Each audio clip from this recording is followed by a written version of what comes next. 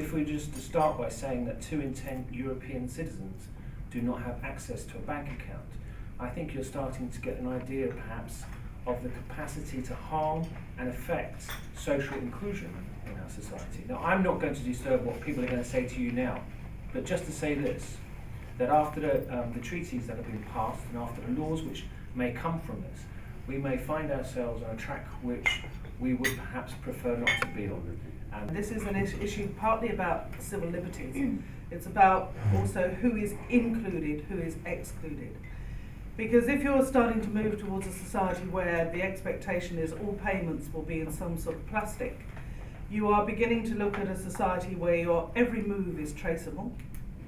You are also beginning to look at a society which determines who has the right to have that piece of plastic. And we also have a problem also with means of payment that needs to be solved, that was already mentioned, is the question of protection of privacy, because with electronic payments there's a possibility to track and to trace each payment made by consumers. So we consider need for a basic bank account to everyone, and access to essential means of payments, efficient, affordable and safe also for each consumer. There are also other aspects of the capacity of public authorities to ensure a better financial inclusion. And first one is acknowledge the right for all citizens to access and use appropriate financial services. There is a very important lack of knowledge about financial inclusion. That figures in different countries are few, and there is a problem of comparison between these figures. So it is very important to build effective indicators of financial inclusion and exclusion at EU level.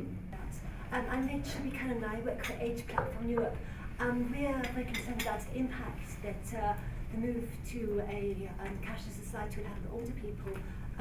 There's a significant number of older people who don't have access to the internet, who feel uncomfortable with making electronic payments, who are used to using cash for doing all sorts of things, from day-to-day purchases to paying a handyman for something they have to help with.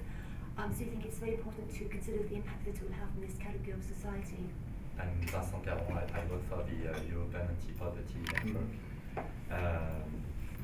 Yes, so for our network, financial inclusion is also a key theme, and it's also a central theme in our European meeting of people experiencing poverty that we organize every year. And so for us, definitely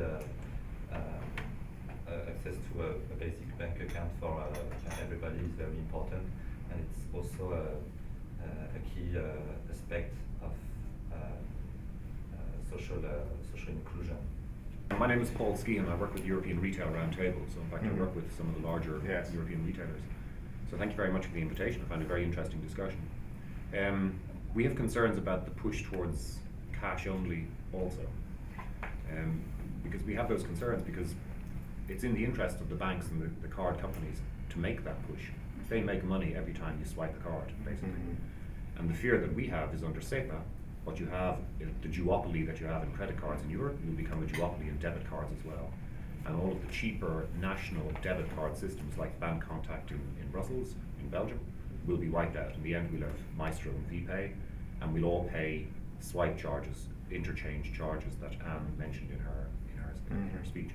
Why is that important? It's important because our estimation, and it's very difficult to find the figures from the banking community, but our estimation is somewhere about 13 billion euros a year comes out of the European economy to pay for interchange fees. How does that touch on this discussion? It touches because in the US at the moment there is some interesting research going on. I have a paper here from Scott Shue, who is with the Federal Reserve Bank of Boston. They produced research in March this year, and just the summary, it's a 40-page document. I won't go into all 40 pages, but the summary is, the paper shows that merchant fees and card reward programs serve as a partial transfer from non-card users to card users. that 3/4 of banks' revenue from credit cards is indirectly generated from cash payers, and this translates to transfers from low to high income buyers.